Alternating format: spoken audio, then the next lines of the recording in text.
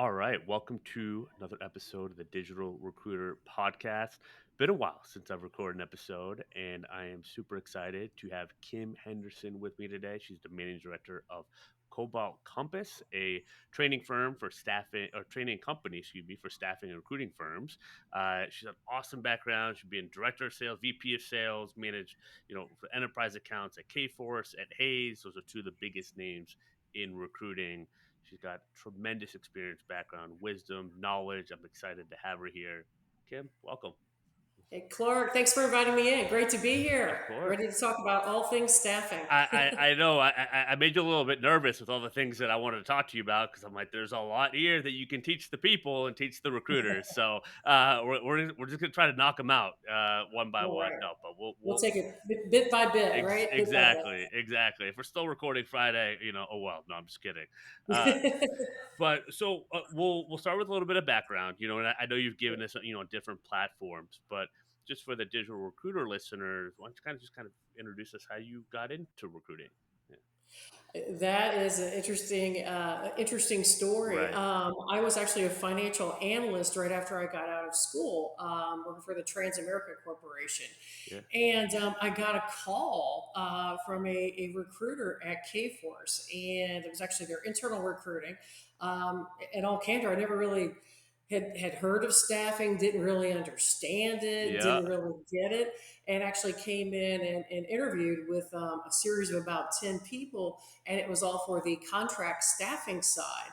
Which even further kind of confused and befuddled me. But I thought, this is interesting because not only can you're 22 years old, 23 years old, make a lot of money. It sounds like you could really build a career here Yeah. if you kind of listen to these folks, follow what they do, buy into their prescribed plan. And at that point in time, right out of school, being a financial analyst, you're not making a lot of money. You're not necessarily really thrilled with what you do. It's kind of that job you got because all you had was a diploma at that point, right? So kind of took the leap of faith and went in there. And I have to say, your first days when you start in the staffing business, they're somewhat, shocking and stunning. You're like, oh my gosh, what did I get myself into? Yep. This is not easy. This is not just, placing a candidate and everybody calls you back, and you start to learn pretty quickly that it really takes a diligent, concerted effort, right, on the candidate and the client side to be able to go and build those relationships. So bit by bit, you learn it. And then ultimately, as you know, Clark, as you have success, you kind of start to fall in love with it. Yep.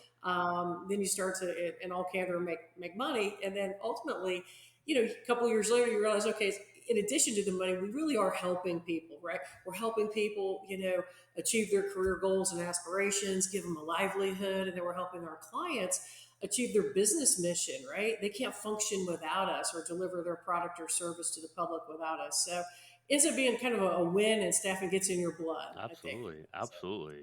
And it's a whole right journey to kind of get to that point, especially that yes, it mindset. Because is. you're like, all right, I'm going to help people, and then you actually try to help people, and it goes a certain way, more often than not, right? And then you're like, okay, well, how Yes. do I help like the right people so I can like make money but still help people? And I'm not going to place everyone, but I can still help even more people than I place. Kind of just figuring that whole thing out, right? Kind of a pretty common story. Remind me, what skill sets did you start with at KForce? Like, what were you recruiting on? Sure. It was all IT, Yeah, all information technology at that point, and then later on in my career expanded to IT and finance and accounting, yeah, and then ultimately got some experience on the healthcare side, as well as large national accounts and government solutions uh, and government services. But within that, IT was always a core, yeah. and as you know, Clark, it's great to see how that's changed over the course of the decades. It's happened fast, and it's you almost chuckle at some of the skill sets that you placed, 10, 15, 20 years ago. Yeah. Well, I could imagine, right? Because I mean, you started, what mid? I mean, '94 mid and staffing. '90s. Yeah. I mean, that Yeah, was when you were faxing resumes and getting faxes, right? All that stuff. Still, I mean, at least that's what everyone at absolutely. Airtech was telling me. And I'm like, hey, we're lucky to have the internet and kind of what we all Yeah. have, right? The email and everything. So, uh, yeah, it's crazy. I can only imagine kind of the skill sets you placed there. What's like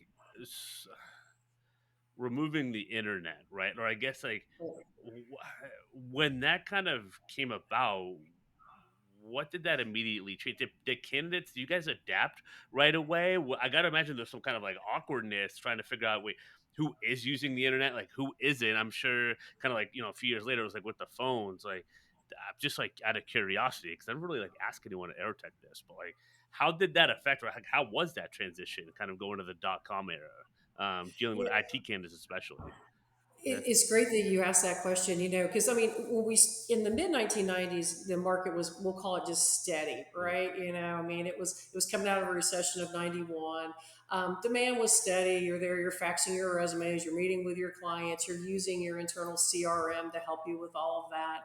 And then, circa 1997, the frenzy started, right? yeah, 97 into 98, 99, the whole .com boom. And in all candor, where I was at KForce at that time, we really embraced it and embraced the internet as far as using it to find candidates, to research clients, to get in touch with clients. And we realized it would just help us, be better and be faster and go to market all the more quickly, because we looked at it this way and said, okay, it's raining money and staffing right now. We certainly don't want to put up an umbrella, yeah, right? This is 1999. We're able to go and actually put people out on assignment without even doing interviews. Clients wow, needed people so bad at that point. So I'd say that we really embraced it, and we didn't necessarily look at it as, like today you hear all this trepidation of people being fearful that AI is going to replace recruiting or change their job, monumentally. And I think there was a little bit of that with the whole .com piece. But all in all, from a company culture perspective, we embraced it. We learned. It sounds like we're ancient fossils, but we had to learn the internet, learn how to use it, learn how it was going to benefit us and benefit the candidates.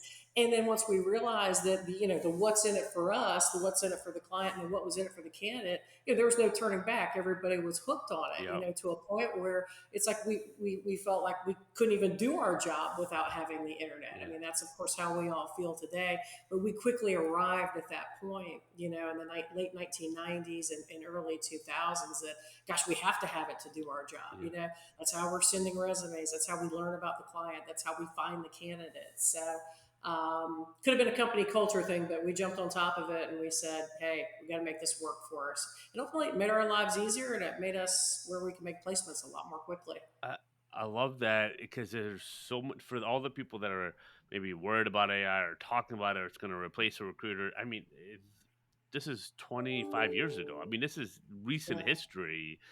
Same kind of concern, same kind of worry. That didn't happen. It's the same thing exactly. with AI, and I'm sure you have thoughts on that. It's like you Yeah. can't replace certain parts of all this. But yeah, I'm curious to what you think. You're Yeah, you're 100% right. So the job boards, there was that trepidation that they were going to replace recruiters. Oh my God, the job boards, and oh my God, the internet. It's just going to be a seamless transaction from the candidate to the client, through the internet or through a job board.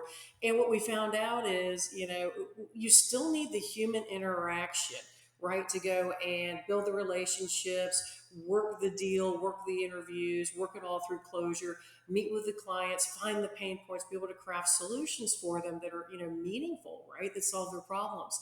All the technology did was it was a conduit to make us be able to do our jobs faster and a little bit easier, and deliver better service to the customer. And I think that's probably the best way to approach and embrace the whole AI thing. It's not going to replace that human element. I mean, there's certain things that people just do from a standpoint of conversations, and finding pain and all that, that you're not going to get rid of that human interaction. You're just going to be able to become, again, more efficient and better at your job, through using AI tools. So a lot of similarities between the internet, the .com boom of 2000, and the AI pieces. Job boards they're still here, and look, so are you and I. yeah. So we didn't need to worry. Absolutely. Although the one I use was Career Builder. I think they're barely hanging on. That's true. But I think to your point, things are always going to evolve and always going to change. Exactly. Sometimes for the better, sometimes not for the better. And just that it's making a lot of sense as to why you got into coaching, because I think just having that adaptive mindset early on in recruiting, because communication, the way we communicate, it changes, right? And you've seen that change. Right. I've seen that change as well. So I think I see people being so rigid. Recruiters that started in the 90s or even the 80s. The only way you can get clients is through cold call. Well, you and I have both proven to be that not to be the case. There's many other ways, and so have our clients, right? And it's just kind of, well, your way and one way can work for a long time, but then when you Right. start to kind of hit the roadblocks, it's almost like, are you going to go down with the ship thinking like this is the only way, or you're going to be able to evolve? And then there's the opposite end, right? You almost like try to do too many things and get too many tools and too many new systems, and like there's no real focus, so you can't actually go make money. So it's interesting to find that balance. How do you kind of approach that, or what are your thoughts there, kind of, Right. as a coach and a recruiter and salesperson? Yeah, So I think first off, you made a great point about being adaptable and being able to pivot, right? yeah, You and I are both been in Florida before. yeah, Obviously, I know you're not in Florida now. yeah, And what happens in a hurricane, right? yeah, The rigid oak trees, they fall over and snap off at the root, and the palm trees, they bend, they flex, they live through, even Category 4 storms. So I view it this way, obviously always be flexible and pivotable and adaptable. But to your point, you can't boil the ocean and take every single tool and try to apply it all at once, because what it will do, I think, in all candor, it just confuses me, it confuses others. You can't do everything at one time. So what I'd say is, take the things that are tried and true for you, and don't get rid of those, and then start to kind of factor and layer in some of the new pieces or the new technology or the new things you haven't tried before, and see how they work for you, right? In some cases, it's going to be a home run, and in some cases, it'll take a little time, and then you may find that doing X isn't going to work for you, and then you go and you substitute something else. And so I think it's like a layering, factoring in of multiple ways, to get in touch with a candidate and client and build that journey with them. But you can't do everything at one time, because I think at that point you just become, like you said, scattered, unfocused. Try maybe 5 things at once, right? Two tried and true, and then 3 new things. See how it's working, then try to kind of adapt and evolve and make them better and optimize them. If it doesn't work, then try something different. I kind of liken it to that whole big debate that we've seen on LinkedIn over the past few months about the whole open to work banner on your profile. I think the key to that is that's like an example of this, but obviously on the recruiting side, try something, right? If it doesn't work, you can always course correct, stop doing it, and go to something else. But what I'd say is, don't try 50 things at one time, because then you're never going to know where you're getting what success, works? and where the failure point is, right? I love that. I'm pro open to work ban, and I mean, for so many reasons. For Yeah. the recruiters that have Recruiter Pro and can see that filter, well, they're searching that immediately because they want to use an InMail and know who they're going to be connecting with and reaching out to. They want to increase the likelihood of getting a reply. So that's number one. And I think my personal thought on the open to work, I think where people actually have the issue is the people that are open to work that post about it in a certain way that they're open to work, and that's typically, and then that's a whole different line of like, well, what kind of content should I be posting if I'm looking for a job or looking for business or looking for Exactly. candidates? Well, that's a whole other question. But putting open to work is all right. But it's kind of, I think, almost how you approach the job search from a maybe putting that out there, right? What is your take? Are you angry at the job market? Are you trying to create something for you? And I've seen all the above, and I feel for people that are looking for jobs. I've been there before, but I think it's almost like, right, those reveal of characters. And let's talk about agency Exactly. recruiting. You want clients pay us for the most qualified candidate with the least amount of risk, and it's something I saw on Twitter. Right. Great account, random recruiter, great account. He phrased it that way. And it's perfect. It's exactly it. And I think that's how you want to approach yourself, right? Being open to work isn't a risk, but complaining about your employer, complaining about no one's hiring, or no one looks at your resume, there's AI resumes blocking you, or whatever. Well, that's a different thing, right? And that Yeah. increases Exactly. potentially your risk to a future employer. So just, again, things to think about. Yeah, If, it's like when you become I think that, the people that become dinosaurs in staffing are the ones that don't last in our business. The ones that over the decades that, don't just rigidly dig in and say, I've always done it this way, I'm not going to change. Those are the people that don't last, right? They burn out. But always being open to, okay, this is something new, this is a new technology, this is a new process, a new mechanism, let me try it, right? Because oftentimes those type of things are going to help you evolve and get better at your job, and in all candor, open you up to more new opportunities too, Absolutely, right? absolutely. Well, and I think it's easy to pick on the done. And to your point, you're so right about that. And you're gonna probably see it multiple times a day. There's also the other side of like, right, the recent recruiters. I don't know if you've seen, like, I call them, COVID recruiters, and there's some great ones, right? But they started in Yes. 2020. They're looking at what can I do to work remote, make some money. It's almost like, well, this is too easy. And all I need is maybe a lead gen company to outsource to, and they'll book me meetings and I'll close them. And like, that's all recruiting is, and I'll get the fee. And then what happens, right? They hit the stumbling block. Oh, this client's gonna sign, and I'm working these roles, and I'm like, all right, well, they don't really know how to recruit, and I don't know if they know how to qualify an actual client, and then let alone a job order. So then 3 months later, 6 months later, oh yeah, you were right. Like, it was a little bit harder. I had to get my reps in and all that stuff, right? So there's that too. It's kind of, you have to respect the industry, respect the game as you come in, and all that. This is hard work. Someone like yourself, like, you put in the time at KForce and at Hayes, and you could sell a small account, you could sell a large account. There's big differences with both. There's big difference in expectations. So I don't know. I kind of get your thoughts on kind of. We'll start with the newer age recruiters, but then I kind of want to get into the KForce Hayes, kind of like how you were breaking some of those enterprise accounts too. Yeah. You make the best point, Clark, that there's so many people that get into staffing when times we'll call it fat and happy, right? Yeah. Call it 1999, or call it, again, right before the pandemic, and then after the pandemic, 21 or 22. And what happens is, unfortunately, they become de facto order takers, right? Because there is Yes. so much demand.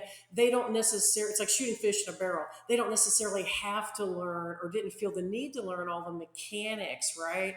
Of how to go and do, overcoming objections, taking the right job order, match, prep, debrief, close, all those mechanics that you have to execute almost flawlessly to make a placement in a recessionary environment, right? So fast forward to a recessionary environment like 2008 or 9 or 2001, and the people that came in and just really were order takers and got fat and happy because it was good times and didn't learn the mechanics, they struggled, when Yeah. times got tough, because you have to execute all the pieces of our job to take that precious job order that you get and convert it into a placement, right? To keep your seat. And ultimately, the company needs, a lot of those to keep the lights on, or you lose your job. So I think that, in all candor, it's much more impactful if you are starting in the staffing industry during a tough time. Yeah. So, when I started, it wasn't a heyday yet. It was coming out of recession. It was just so average, if even that. But it caused you to learn the mechanics and implement them every single time. So when things got tough again, you never really lost that. You kept doing it over and over and over again to where it became kind of ingrained in you. So I think it's better for someone to actually start our business during a recessionary environment, Yeah. because you learn the business the right way, versus just kind of order taking and shooting from the hip, and then it gets tough and you're like, great, what do I do? How do I prospect? How do I have conversations with a client? How do I offer and close, and, two-step this person through the offer Yeah. process? You don't know that because you haven't necessarily had to learn it. You were successful without learning it. So what I'd say is, to anyone that got in during those times, be sure that you are learning all the mechanics, because one thing we know, a recessionary environment always happens. It's not if, it's a when, and it could be, next year, it could be 5 years from now, or who knows. But do yourself a favor, learn all the pivotal key techniques so you can implement those and make money, for yourself, and of course for your company, to keep your job if you're working for a company when times get tough. So that's a word of wisdom. Yeah. Learn how to do it the right Uh, way. well, I think you articulated many things extremely well, but I think making money without learning the mechanics is, you better save up, because at some point you're going to have to learn them, and that's been where a significant Right. amount of the interest came has been in the last year with I know with my program, digital recruiter, is uh, I need to learn the mechanics, even if people aren't saying it as well as you have, right? They didn't learn the mechanics, and they need to learn it. What else is out there, and then people that have done well, like, hey, how do I adapt digitally? And I'm posting content, and I know what I'm doing, but I don't know exactly how to post content. So kind of been dealing with those two buckets. That's why we added Mhm. sales coaching, which I think I assumed people knew because they were making so much money a couple years ago when I started this. I was like, oh, people Yeah, must know. And then I was like, oh, I see what happened here. To your point, they hadn't learned the mechanics. And so I was like, all right, well, we could teach you the mechanics. Like, that's fine, along with the digital stuff. But like, yeah, you have to know that piece. And you have to respect that. And it's okay not to know it. But you had mentors. I had mentors. I mean, they were on me every day. Then my manager, when I was in sales, right. every week, like I requested to meet with them. Like I wanted that. I wanted to learn from people that had already done it because this job is already hard enough. And kind of You're started in right. the same time. I started in 2013. So again, coming out of that 08, 09 disaster, right? Kind of similar, sounds like, to what happened to you, where you started. And I had to learn. I mean, it was a grind It as a was. recruiter and as a It sales, kind of was. learn some of those habits. When did you? I don't know if you want to talk about like when you actually officially went into sales at KForce, but talk to us about kind of like your sales journey in staffing a little bit. Okay. Yeah. Yeah, when I first started at KForce, it was really briefly on the recruiting side. I was brought in actually to do sales. And they said, okay, just to kind of get your bearings about you and learn a little bit more about the business and the industry, we're going to have you, recruit, Yep. right? So did that for maybe, it wasn't long, it was maybe like 6 months, and then moved over into the sales side. And was working a lot of the local in Tampa, a lot we'll call it the segment two mid-sized customers, right? Like your Nielsen Media Researches and your GTE, GTEs and companies like that, where you could go in where you had a sizable IT department, at least 100 people. And my sole mission at that point was sell contract, right? We were actually divided to where if you got a perm job, you had to flip it, to the perm team. Yep. And then ultimately, a little later on, we combined and we could do both. But throughout my entire career, it was always heavy duty on the contract side, probably about 85 to 90% contract. And it was great to be able to start with those medium sized accounts to learn how to penetrate them. And at that time, the way we really learned was, we get an organization chart from the IT, leader, whoever we were meeting with, and we would just basically go down that org chart within all the different areas, right? Like application development, network and infrastructure, database administration, the PMO, the BAs, the QAs, all that stuff, and just meet every single person that was in that chart. Because again, going back to, there was no LinkedIn, Yeah. right, in 1990s for you to go and figure out who worked with who. I'm trying to remember when Zoom Info got started, but Zoom was maybe a couple of years after that. So you really had to go out and physically get an org chart or have somebody send you one, and that's how we penetrated the account. So fast forward at KForce, then I joined our national accounts team and started selling those large nationals. Like at the time, did a lot of work like with Franklin Templeton. Mhm. I'm sure you're familiar with them in terms of investments. And did a lot of work. And here's a name that you're going to cringe over: WorldCom, which actually became MCI, and then ultimately Yeah. was taken into to Verizon, Yep. and some others. So and it was great to have that foundation of the segment two smaller customer, and then basically you just took it up a few notches and said, okay, I need to understand the entire organization. What's your total staffing spend? How many contractors in total do you have in the organization? How many are IT? What's your staffing spend going to be like for this year, right? And then we would basically look and say, okay, here's the percentage that we have of the spend. Here's the client share that we have of the spend and the client share that we have of the contractors. And then what we learned was, and what I learned is, it's not good to compare yourself to yourself, right? If you go into a large national type customer and you've got 35 people on assignment and think you're doing a great job, you're probably doing a pretty poor job. So when you ask those questions, total staffing expense, total number of contractors on assignment, you learn the entire size of the pie, right? Yeah. And then you learn what percentage you have. And we basically, it was a hardcore, eye-opening Yeah. awakening to say, whoa, we're not doing as good as we thought we were. I'm not doing as good as I thought I was, right? So then that's where you start digging in deeper. What are the divisions that I'm not working with? Where are the business units I'm not working with? Where are the locations I'm not working with? Who do I need to meet? that's not on this org chart because I don't even have the org chart for this particular division.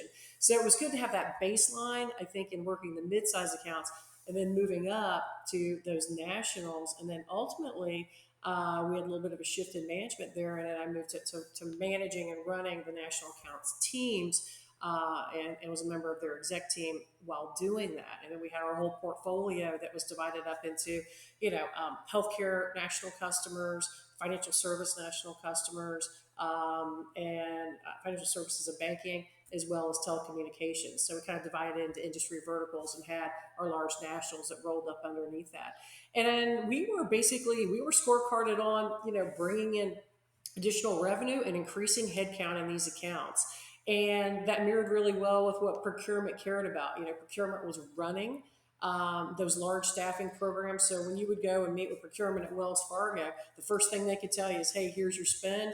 Here's how many number of contractors you have on assignment. Here's your ranking among, the 20 providers that we have, right?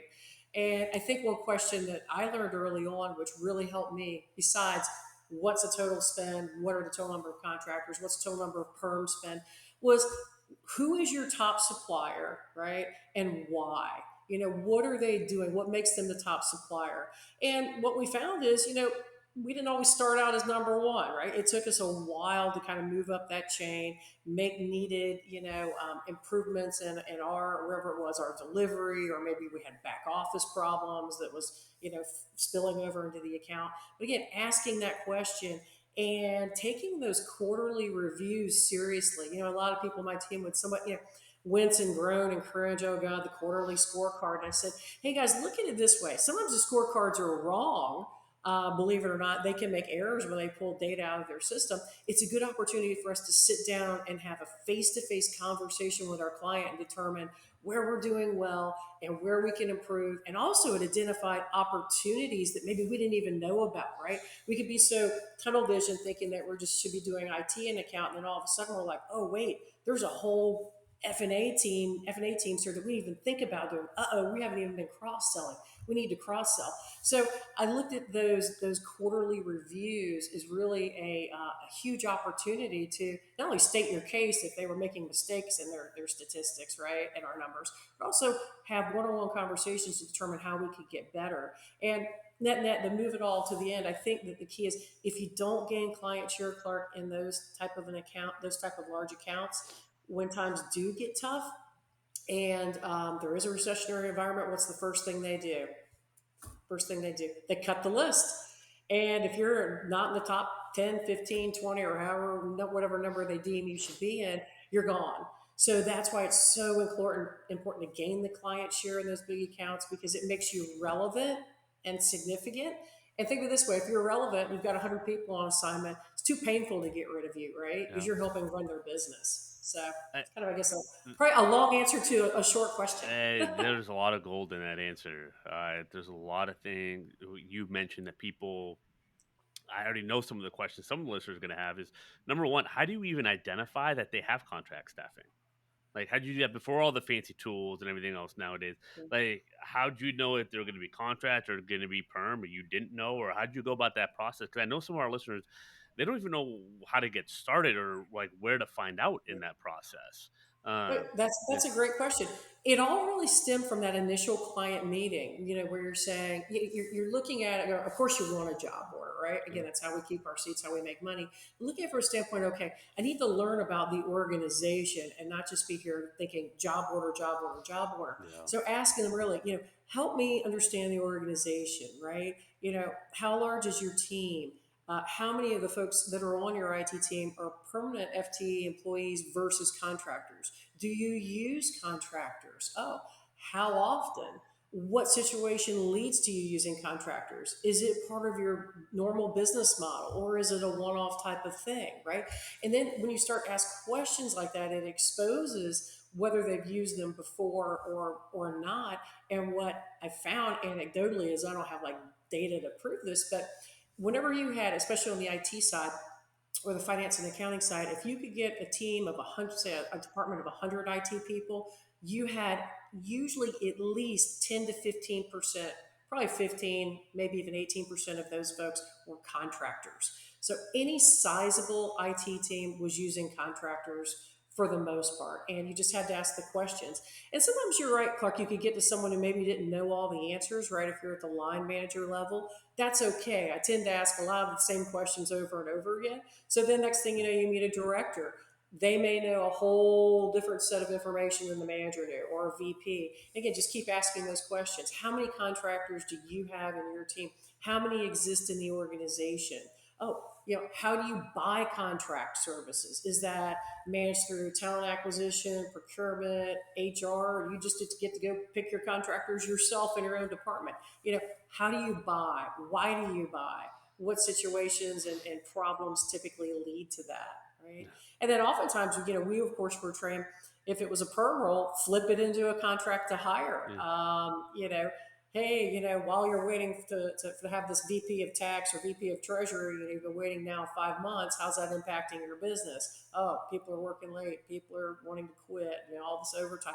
Well, what if we do a contract to hire, or just do a contract while we're looking for this individual to at least kind of alleviate some of the pressure and the pain points that you have? So again, it all started by asking, because to your point, if you flash back to the olden days, you couldn't necessarily tell from LinkedIn wasn't there. You couldn't tell from looking at a website, or even looking at job boards, really if they were hiring contractors or not.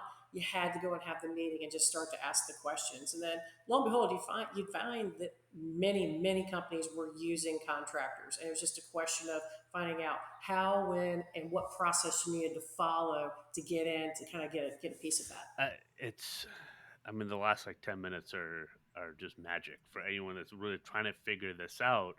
And we'll get into some kind of the duration, the sales cycle, and even some of the bigger stuff as well. But what you just mentioned, the 100 IT, I mean, you can look all that at Sales Navigator, which is a $99 a month tool.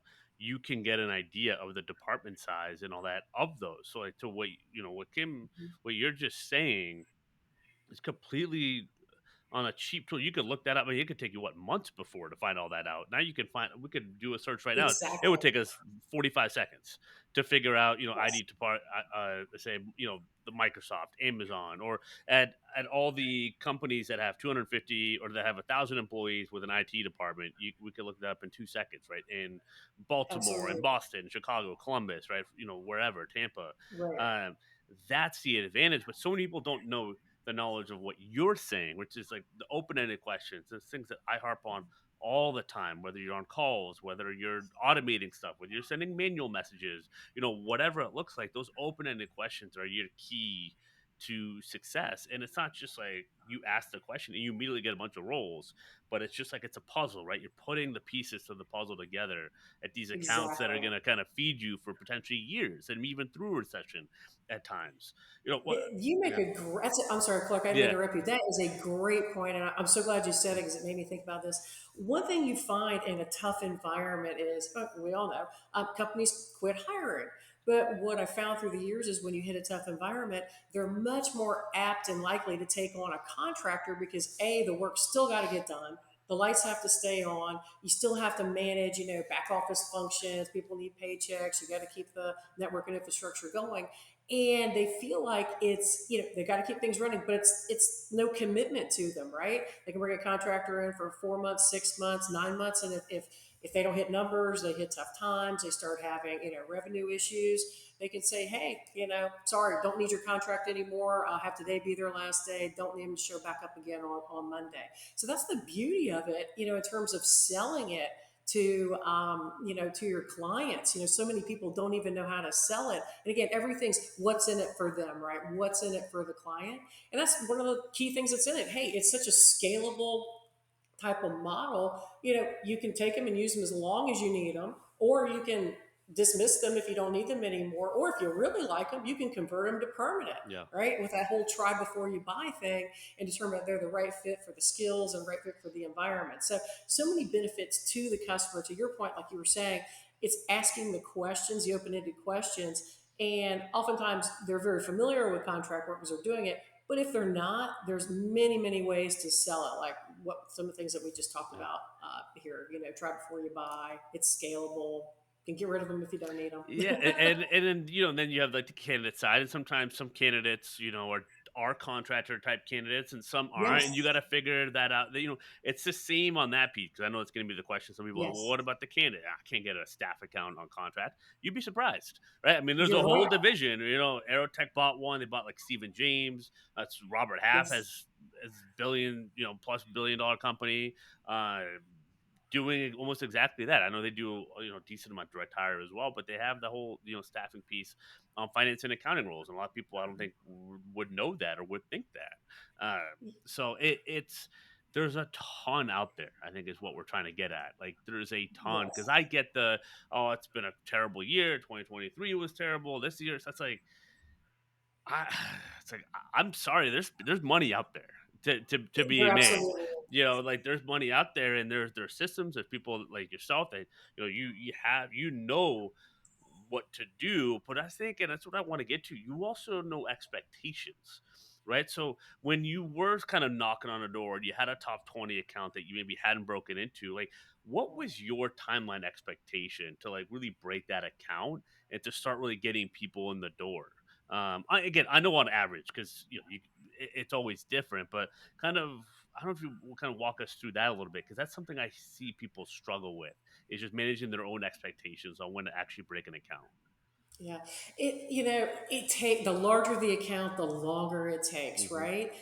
In terms of being able to go and plant the seeds, find the pain points, get to multiple buyers within the organization, right?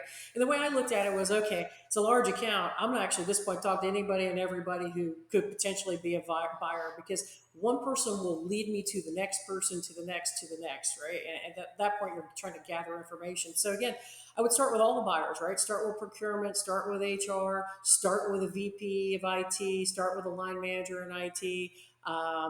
Start with the MSP, anyone that I could get at that early on stage to take my call and take a meeting that I knew could potentially be in some type of a decision making capacity. Yeah, I would meet with them because that way I could ask all those open ended questions and figure out, okay, all right, this person, they're not part of the equation, they're not going to be able to help, they're not going to hire, but they gave me names of these five other people, right?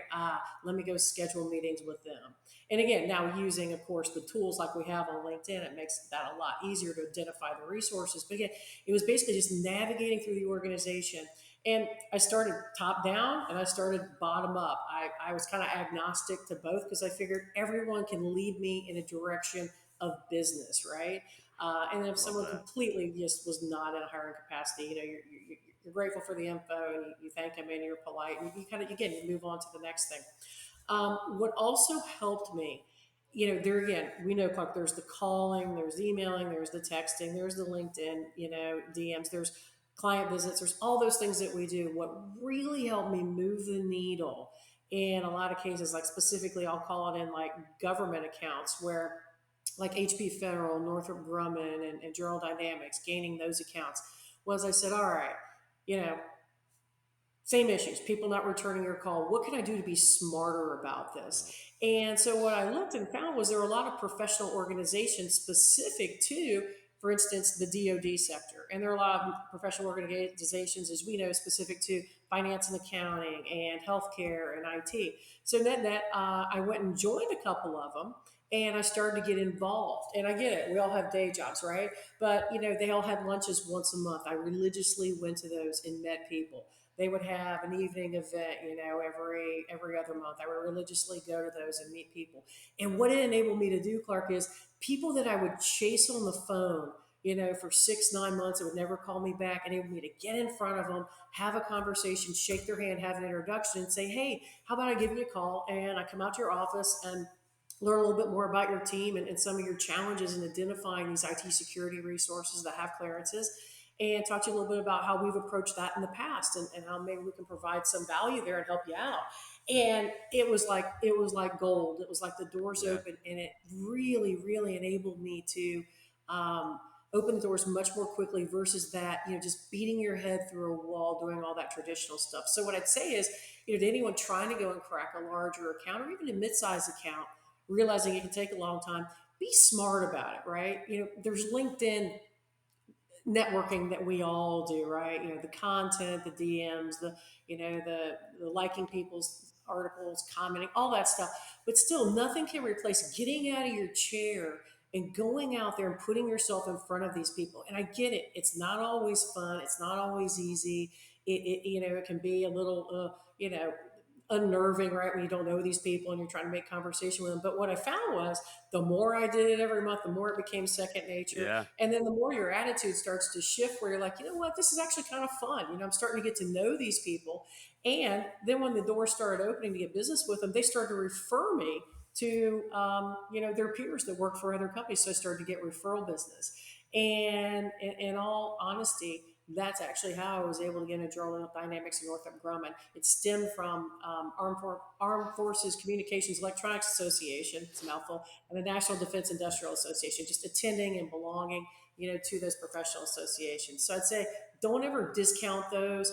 They are worth the time and the effort if you pick the right ones and if you go out there and get involved and make it work for you. If you go there and you stand against the wall and with your beer in your hand and don't talk to anybody, it's a waste of time. But if you say I'm going to do it and do it right, it like bypasses and helps you really cut through so much of the cold calling. It, So that was a great help for something that took a long time to break into otherwise. Yeah, and I'm sure you didn't figure that stuff out overnight, right? You get the Right. reps, you struggle, and then you kind of learn how to pivot and that evolving that adaptive mindset that we were talking about in the beginning.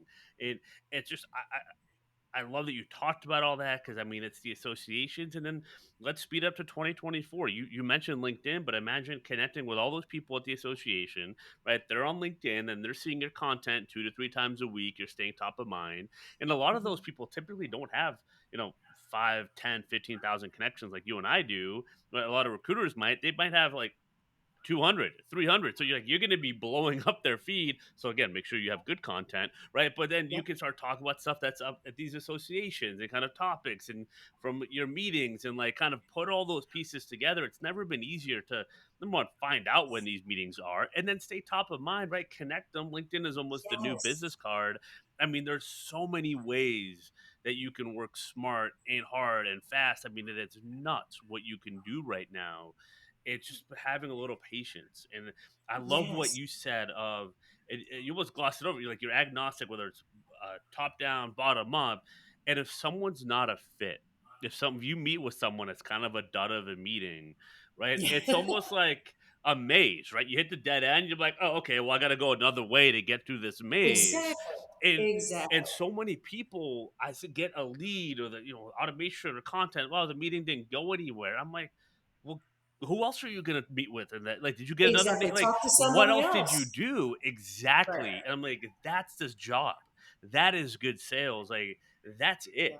Right, like not every meeting's gonna get a hit. Not every meeting's gonna get 30% direct hire fee and the perfect manager. It's like engage. I Not mean, it even drives me close. nuts when people are like, "Oh, I got a bunch of people in my inbox that are looking for a job." Talk to them, right? If they're a Right. VP, especially if they're a director, they're high level, like Yeah. get on the phone with them, get the Yeah. intel. Like that's this job is getting the intel. Exactly. Yeah, Yeah, and candidates become clients and clients become candidates. We've exactly. all seen that through the years. Yeah. And you're right. If one person is a dead end, that's okay. Go on to the next person because again, you said it great. It's like a puzzle. You're gaining information, you're putting the pieces together that ultimately explain to you how to navigate. And you also said something that I want to expand on, which I think is great. Adding value, right? Okay, so you meet them, you start to go and place some people on assignment. You know, so what? A lot of staffing companies can do that, right? We're all very similar in what we do, let's face it, Yeah, but add value. And a great way to do that, I mean, to stay top of mind, as you said, you know, articles, sharing, becoming a student of their industry, learning like the regulation and legislation and nuances of their industry that they struggle with, and then educate yourself on it so you can educate them. Healthcare is notorious for that, right? Telecommunications too, yep, and financial services. Learn that information and start to say, hey, have you looked at the new labor laws related to I-9s? Hey, have you looked at the new labor laws related to classifications of independent contractors? Again, constantly educate them. And the way I like to do it is, what's every customer is going to think they're going to define value add differently. So I like to ask them, what can we do besides providing you candidates that's going to add value to you, your job, your team, your organization? And they'll tell you, right? yeah. I've had some of them say, our company's really brutal at onboarding. We have a terrible onboarding process and we lose candidates because of that. Well, then maybe, your company could go and just do a quick webinar on, hey, hiring managers, excuse me, HR, here's the best onboarding, best practices for onboarding, get people in the door, get them engaged and get them active and get them feeling like they're part of the culture quickly. Or it could be, a webinar on how to interview. How many of our clients, Clark, do we know that are terrible at Oh interviewing? man. They're awful, right? So it could be that. So I guess the net is, find out how they define value add, and then try to provide those services to them. I had a client that told me this was in local county government. We're about to do an Oracle e-business suite implementation, and gosh, I got so many questions. We got Oracle in here. We got so many questions as it relates to the public sector and somebody else that's done this before in the public sector. And I said, oh, wait, the county across the bay here has done that. Let me hook you into that CIO. They did it like, a year and a half, 2 years ago. Again, make peer introductions within the same industry. So everyone's going to define value different, but I think if we ask that question and we start to do some of those things, it sets us apart. Instead of as a generalist, that staffing generalist, it makes us like the subject matter expert advisor, right? It moves Yeah. us up that chain versus just that generalist. Because let's face it, you're a generalist, you're like everybody else, Yep. you know, That's it. and And expendable. I mean, and we could get into, how you guys had different verticals split up. I mean, even if you're an agency of 5 people, you can have different verticals for people and kind of and work that way.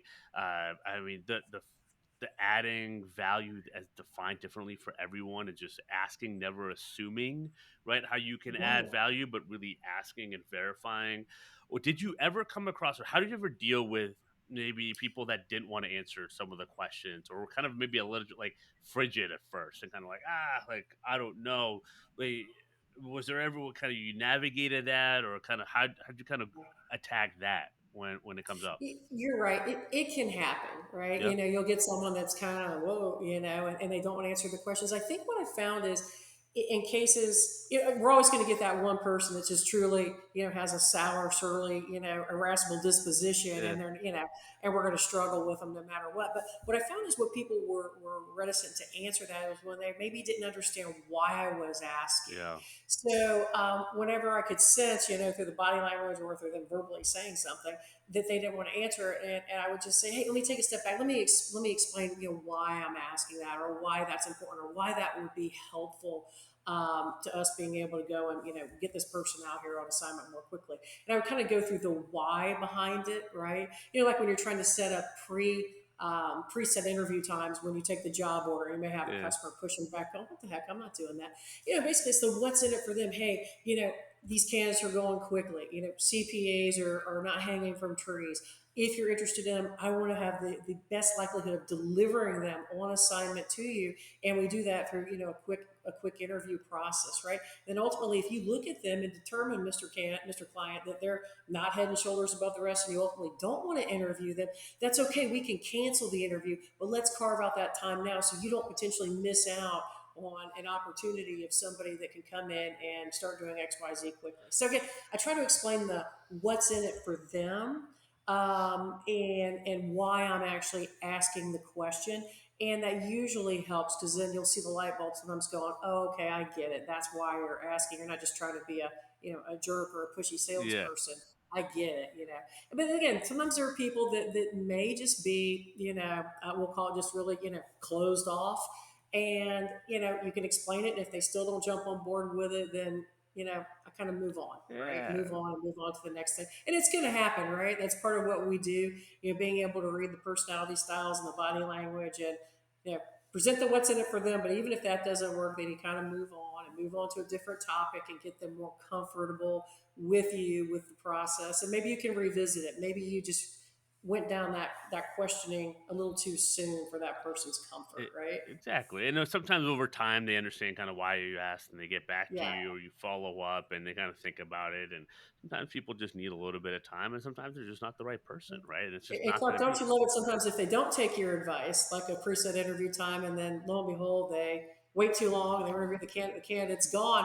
And it's like, obviously you can never say I told you so, but yeah, that's why we like to have the preset interview time, so that way situations like this tend not to happen. We're able to go, all that stuff. I It's think usually is a you're great nicer learning. than I was, but yeah, It's because a I have no learning problem doing experience, saying I right? told you so. Yeah, Yeah. It's a great learning experience yeah, if they don't fall in line with some of those things we talk about, and it blows up in their it's a huge face. And opportunity. then usually for the next time, they're like, oh, okay, I kind of get it now. So, but E- exactly. And now, if listening 50 minutes in, you can obviously tell that Kim knows her stuff, knew what she was doing at KForce Hays on the sales side and agency.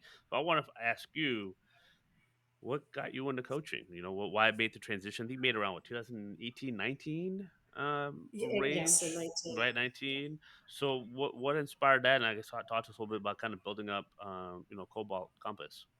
Yeah, that's a great question. So, at Hayes, in the final years I was there, I was working on global international accounts, and I really wanted that experience somewhere in my life, right? Because it was one thing to put together a national deal, but to work with multiple countries and work on something that was global really was educational, and I learned a lot from it, and I wanted that in my background. But then I said, okay, from a standpoint of all these years in staffing, right?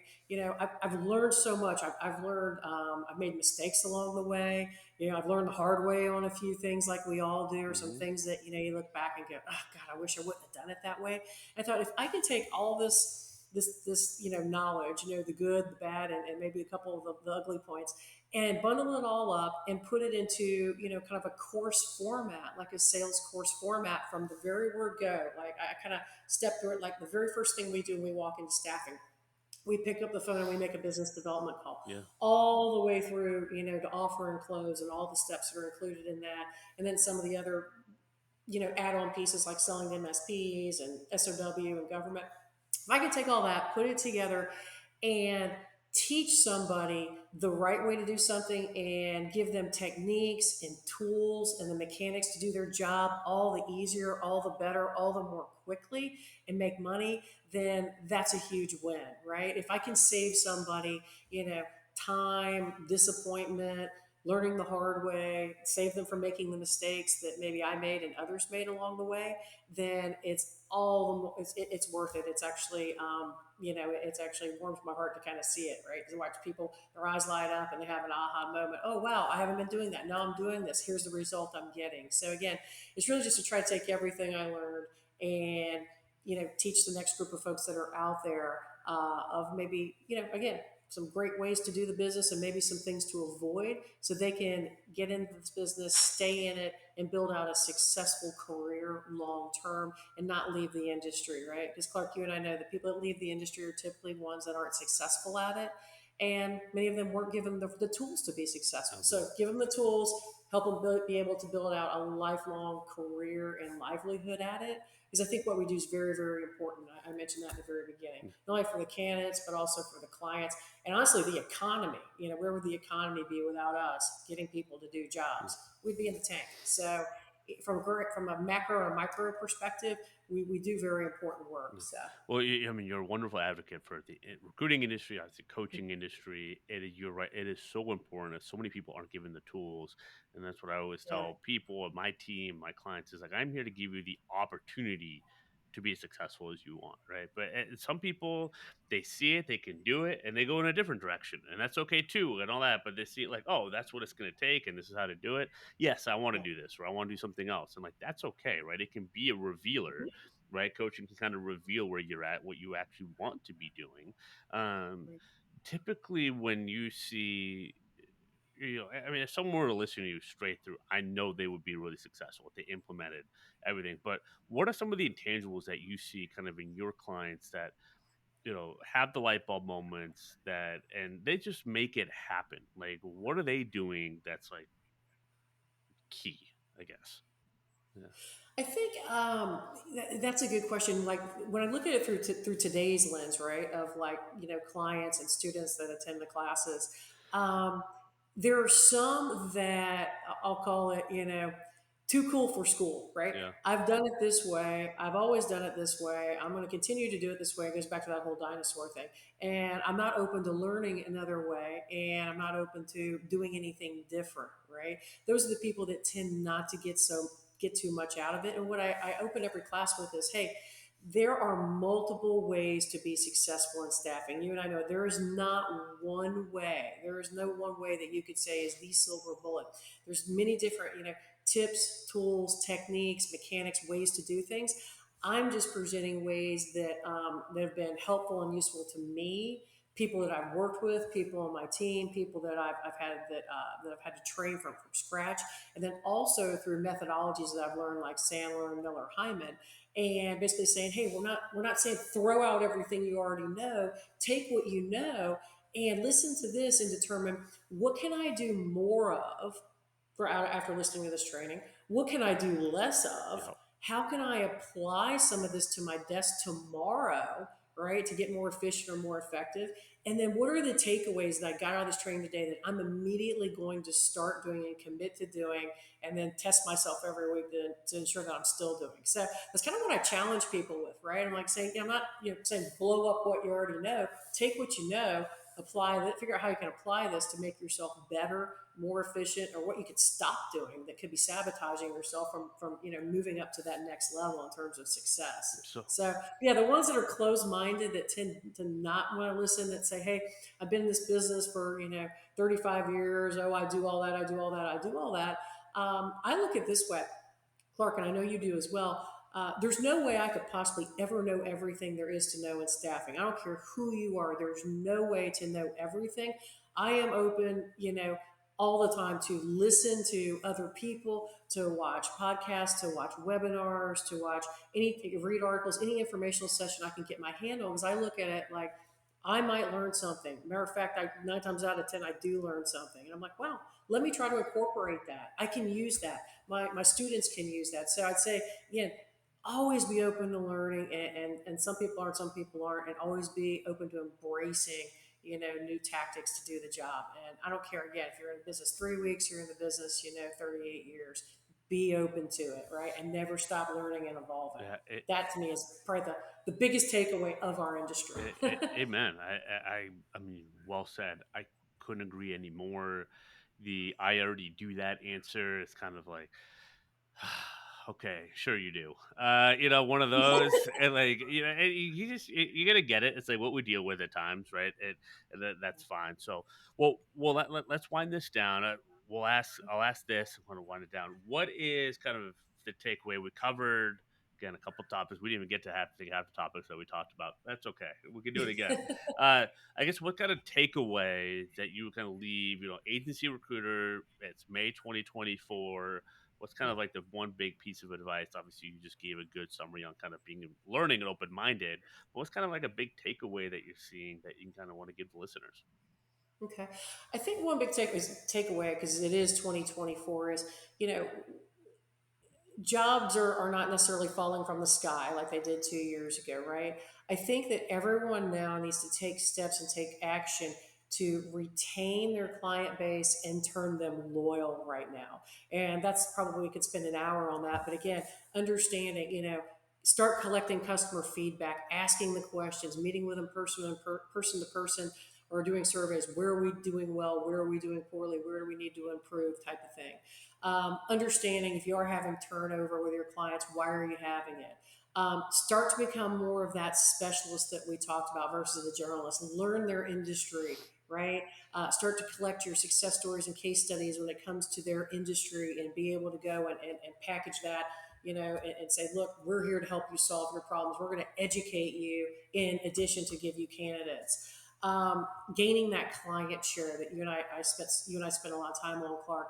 If you think that you're doing a great job by placing, one perm placement a month, or five contractors a month, I would say challenge yourself to ask the questions. What's the total spend for perm that they're giving agencies? What's the total spend for contract that they have going out to agencies? You're probably going to be very unpleasantly surprised to learn that you don't have as much of that client share as you thought.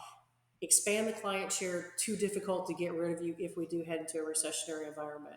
I'd also say build the trust, show gratitude, right?